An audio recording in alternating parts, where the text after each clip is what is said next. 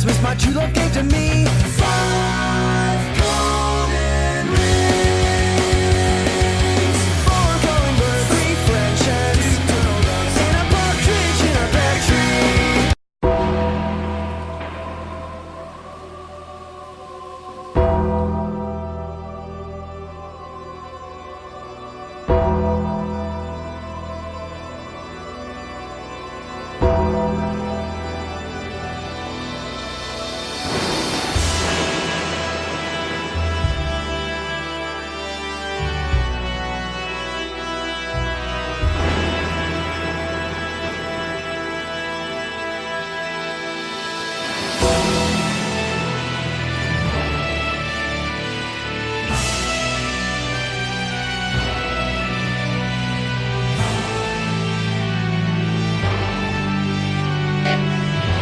What is up, guys? Happy Sunday and a happy Christmas, early Christmas actually, for a lot of people that are getting a chance to listen to this. Welcome to another edition of The Game Changer, of course, live here on Spreaker.com and listening to so many other different places. And also, you guys, this is indeed day 5 of the 12 days of booking list. And for this week, actually this particular episode, we have how The Undertaker's career should have ended. There's a lot of people that have speculated how it should have ended. Definitely it should have ended this past WrestleMania, but I believe that it should have ended a lot sooner than that. And actually this request comes from Kyle Moser. A lot of us know him as the Moose. Moose, are you ready to bust some heads? Moose. Okay, maybe not that Moose, but still. And he actually had a really good idea for a Undertaker retirement deal. Just to kind of sum it up real quickly before I get into mine. Basically, he has Undertaker still losing to Brock Lesnar at 30. Sting comes out immediately after on Monday Night Raw, and they kind of set up that matchup a year later, kind of like what they did with The Rock and Cena. Sting would obviously cost Undertaker his rematch against Brock at SummerSlam. He would also Undertaker would cost Sting his title matchup for against Seth Rollins at Night of Champions, and then we would see Undertaker versus Sting happen at Dallas.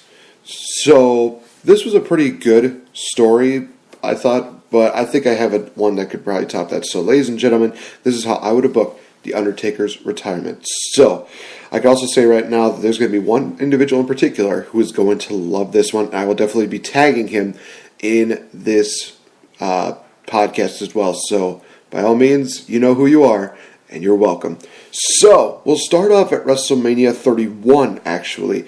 And one of the easiest things to do here is to have Sting defeat Triple H, because honestly, that is the better way of doing it, because Sting should have won, not Triple H. Triple H did not need that win under his belt for, WWE defeating WCW. We knew about this a long time ago. Would you stop? It made no sense then. It makes no sense now. Sting should have won. That is the simple thing to do. Alright. So the other thing that I would have changed here is the Undertaker's matchup. I would have actually had Bray Wyatt defeat the Undertaker at WrestleMania. And it's kind of one of those deals where you kind of saw it in this matchup and you start seeing it where the Undertaker is just not the same as he was before. So this is kind of where we're slowly getting that deal where it's like, well, maybe this is not the same Undertaker. But a lot of people are just kind of still in shock that Bray Wyatt would actually beat the Undertaker at WrestleMania. Battleground, we still have the same thing. Basically, we have Undertaker going after Brock, costing him the WWE Championship. But also during this event, we would have Bray Wyatt call out Sting because he believes he's just on a higher level, man. I have defeated the dead man. I believe that I can defeat anybody, and I need to beat somebody who is an icon. So, yes, Bray Wyatt challenges Sting for SummerSlam. Sting accepts. So we have the two matches in which Bray Wyatt actually beats Sting at SummerSlam. And we also have Taker losing again to Brock Lesnar at SummerSlam. So a lot of people are kind of in shock here. It's like, wow, Undertaker's lost a couple times. What's kind of going on here? We still have the third and final matchup between Undertaker and Brock at Hell in a Cell, but this is where we see a more aggressive, a more sadistic side of the Undertaker, one that we haven't seen in quite a long time. Undertaker, uses chair shots and uses biker chains. He's just beating Brock Lesnar almost to a bloody pulp, but in the end, Brock Lesnar defeats the Undertaker somehow because we need to make Brock Lesnar look strong. Honestly, it's one of those things where we're trying to really build up a younger talent here. So Brock Lesnar has beaten Undertaker an unprecedented 3 times, which does indeed, kind of shock some people. But of course, there's going to be so many marks that are just going to be like, Undertaker shouldn't be losing. Well, in this case, he's probably going to be. So just bear with me. We still have the whole deal where Bray Wyatt actually, takes the Undertaker away. And he actually gets involved in the Hell in the Cell matchup between Brock Lesnar and Taker, where it seems like Taker's about to tombstone him. He does so on Brock, but Bray Wyatt actually comes in after he hits the tombstone, hits a Sister Abigail on Taker, throws Brock on top of him, and Brock gets the victory. So this gives Undertaker incentive to go after Bray Wyatt again. And this time around, he knows that he's going to be dealing with an army. So he recruits Kane to come and help him defeat the Wyatt family. And they make the matchup the Brothers of Destruction versus the Wyatt family at Survivor Series. Now, of course, as they built it up, it was supposed to be Bray Wyatt and Braun Strowman. We're going to keep that because, in all honesty, that's what should have happened. And it will start to build up Braun Strowman just a little bit. He may be a little bit green, but you can't just have him, sitting on the sidelines for so long. It's not going to help. So we're actually going to keep him involved in this matchup. But even pre-Survivor Series, Kane actually gets taken out by the entire Wyatt family. He is just incapacitated. He is not able to compete at Survivor Series. We definitely do get a lot of the great build-up that Bray Wyatt had, where he's summoning the electricity and the lightning and the pyro and doing all of that, because that's what made things very interesting. So we're still definitely going to build up on that. The Raw before Survivor Series, we actually have Undertaker basically cornered by every member of the Wyatt family. It seems like Undertaker's going to be assaulted by them, but then we see the lights go out. And then we hear a crow, and the lights come back on, and Sting is in the ring side by side with The Undertaker, and he evens the odds, so to speak. So we get Undertaker and Sting taking on Bray Wyatt and Braun Strowman at Survivor Series. Let's just say that would be an amazing matchup. It would be a once-in-a-lifetime matchup. It would be absolutely awesome. So during that matchup, we see Undertaker and Sting basically just really, they don't lose eye contact with each other. It's just one of those things where it's surreal, where you see these two guys looking at each other. It's absolutely amazing. And also, I want to also point out that during this whole entire deal, Sting actually had his last appearance at SummerSlam. He does not have his appearance at Night of Champions. For Night of Champions, what we'll actually be doing is we'll actually have a 2-fall deal between John Cena and Seth Rollins for the U.S. title and for the WWE title. Anyway, getting back to Survivor Series, the matchup ends with Bray Wyatt hitting the Sister Abigail on The Undertaker and pinning him 1, 2, 3. So Bray Wyatt, getting a lot more momentum here, can now make the claim that he has beaten The Undertaker twice in 1 year, and he's the only man to have beaten The Undertaker at WrestleMania as well as Survivor Series. After the match is over, Sting is frustrated, he's disappointed, but he knows that they did the best that they could. Undertaker, he's not happy about it at all. Sting offers his hand out to him, just saying like, hey, you did a great job no matter what. Undertaker, it looks like he's going to do the same thing when swerve! We see Undertaker grab Sting by the throat, choke slam him, and Undertaker does his signature pose where he's on his knee doing the whole deal like that, tongue sticking out, deal.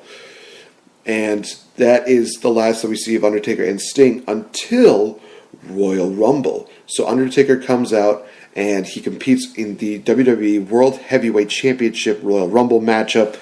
And also Sting competes as well. And we get that same deal that we saw in Survivor Series. But when Sting comes out, Undertaker and Sting look each other in the eye, and they just start brawling. They start going crazy after each other. Eventually, it winds up Sting eliminates the Undertaker. Undertaker is pissed about this. Sting gets eliminated by the Undertaker because Undertaker actually gets back in the ring, choke slams him, and throws him out. And of course, I know that's legally, but it's kind of one of those things where it seems like the Undertaker kind of has to have a one-upsmanship here. Now he's getting desperate. He wants to be the one who has really the last say. And these two actually brawl all the way so much that they actually have to have security break them up. So Sting, of course, comes out making promos about how the Undertaker has been just really been getting under his skin. He has tried to give him his respect, but now he knows that he is not the same dead man that he was once before. This, of course, brings out Kane, who basically accuses him of having the Wyatt family beat him down because he wanted to be the one that tags with Undertaker at Survivor Series. It's just one of those kind of deals where Kane goes back to being that psychologically twisted, demented deal where he makes it seem like everybody's out to get him, everybody's going to hurt him. So we have a matchup that has Sting going one-on-one with Kane at Fastlane, and we have Sting overcoming Kane and beating him with the Scorpion Death Drop. After the match is over, Sting grabs a microphone and he says, Undertaker, I have beaten your brother, and now I want to do something that should have been done a long time ago. I want to put you out of your misery, and I'm going to do it at WrestleMania in your hometown. So Undertaker eventually accepts, and the build-up here is kind of surreal, but it kind of makes things a little bit more interesting. So here's the thing. Undertaker would be going back to doing his mind games. So obviously, he has like the spooky darkness. He has the fog. He has, all these like weird things going through the mind of Sting. And the thing is that Sting is not intimidated by these. He knows that these are just mind games. He's seen this stuff before because of everything that he's done in the past. He's seen these things from, you can maybe cite, from a monster being Abyss, from a lot of demons representing a lot of things that happen in WCW. Just really saying that Sting, he has been through it all. He has seen it all. So these things just don't unfaze him. And actually, Sting, on the final Raw before WrestleMania, he talks about why he's not unfazed. And one line that I would love for him to say here is that it's more fearful facing a man facing a man face to face than a man who's hiding behind smoke. So basically, he's calling out Undertaker for his BS. He's basically stating that, yeah, you can do all of these crazy things. You can be this phenom, or you could be this ghost here. But if you really want to intimidate me, do it to my face, is basically what Sting is trying to say here.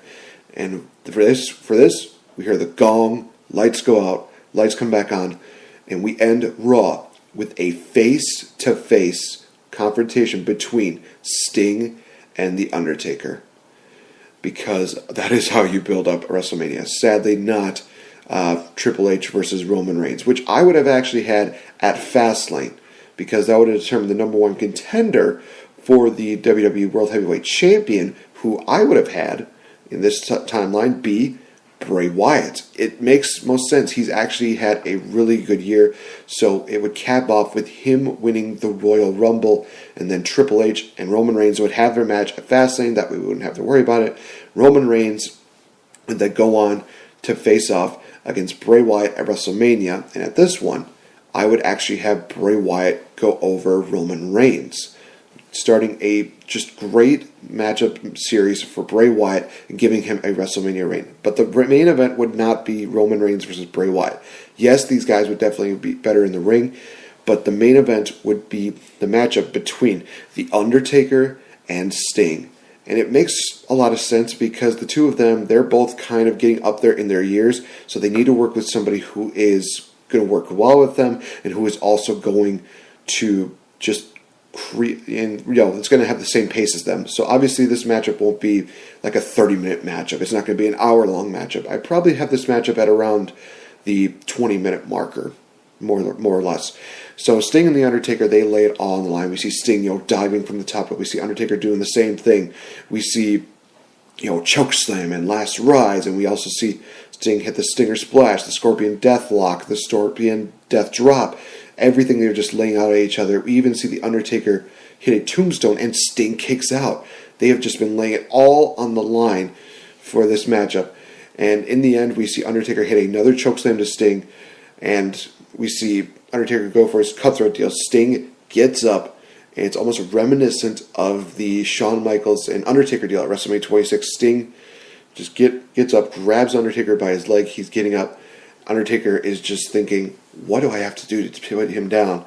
And Sting, what he does is that he just gets up, does his little Sting yell where he's like, ah, and he just beats on his chest, goes crazy on The Undertaker, he goes for another Stinger Splash. Undertaker catches him, picks him up, tombstone pile driver on Sting, dead center in the ring, and Undertaker just has to drape his arm over Sting. 1, 2, 3.